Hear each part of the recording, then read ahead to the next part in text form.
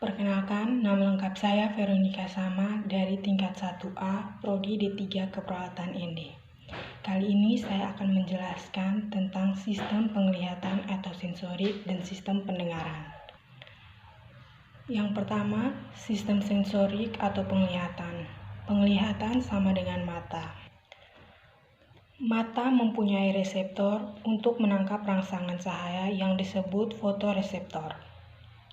Oleh karena itu, pada siang hari, pantulan sinar matahari oleh benda-benda di sekeliling kita dapat kita tangkap dengan jelas.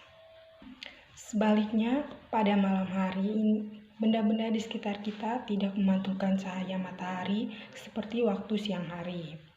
Akibatnya, kita hanya mampu melihat benda-benda itu bila mereka memantulkan cahaya dari sumber cahaya lain, misalnya lampu.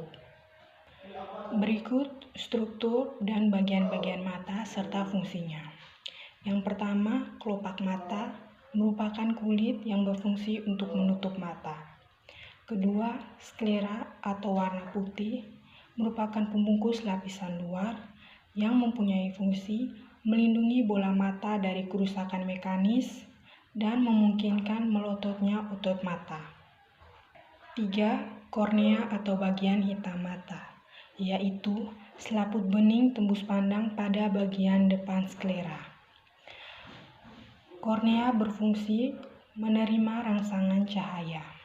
Yang keempat, koroidea, yaitu lapisan tengah di antara sklera dan retina berupa selaput darah kecuali di bagian depan.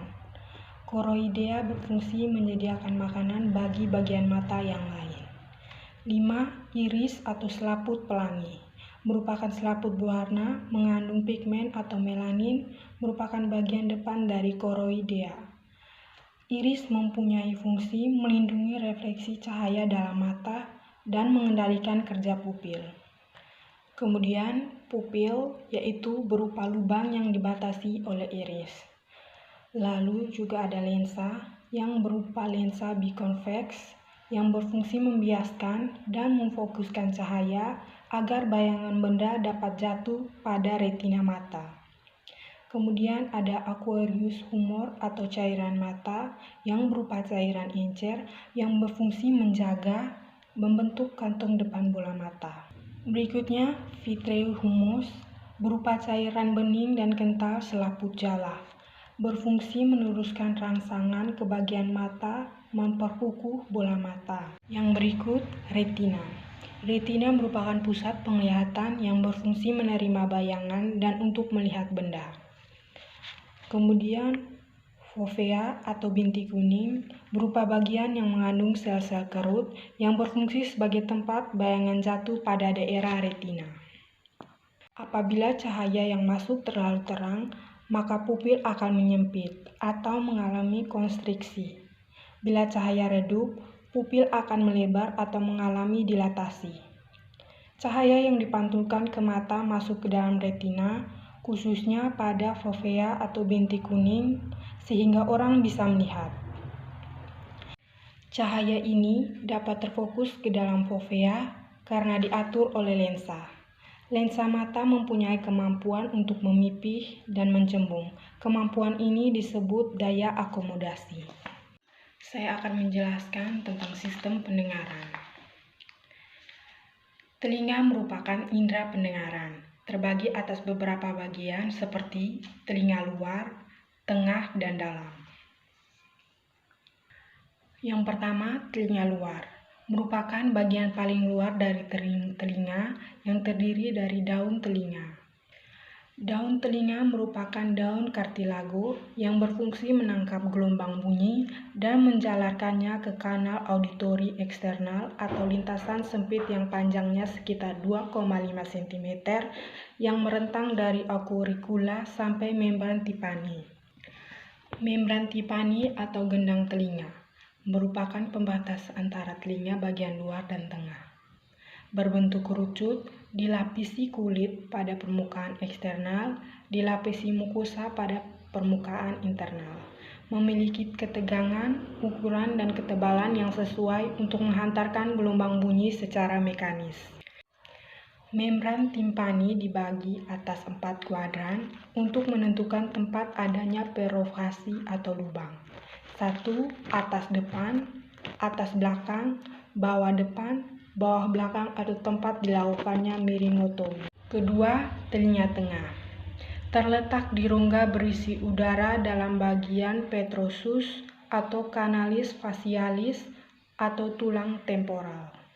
Telinga tengah terdiri dari 1. Tuba eustachius yang menghubungkan telinga tengah dari faring. Normalnya, tuba ini menutup dan akan terbuka saat menelan, mengunyah, dan menguap. Berfungsi sebagai penyeimbang tekanan udara pada kedua sisi membran timpani. Bila tuba membuka, suara akan terendam. Kedua, ossicle auditory atau tulang pendengaran. Terdiri dari 3 tulang, yaitu malleus atau martyr, incus atau anvil, dan stapes atau sanggurdi.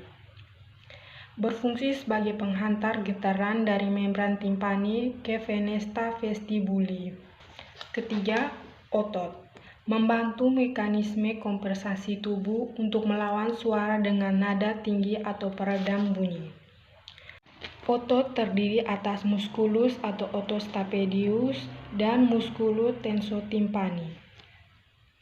3. Telinga dalam, berisi cairan dan terletak dalam tulang temporal, terdiri dari labirin.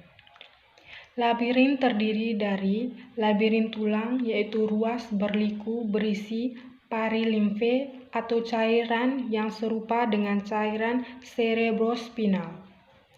Terdiri dari vestibular, saluran semisirkularis, dan koklea. A. Vestibular. Bagian sentral labirin tulang yang menghubungkan koklea dengan saluran semisirkularis. Baik, sekian penjelasan dari saya tentang sistem penglihatan atau sensorik dan sistem pendengaran. Kurang lebihnya saya mohon maaf. Sekian dari saya, terima kasih.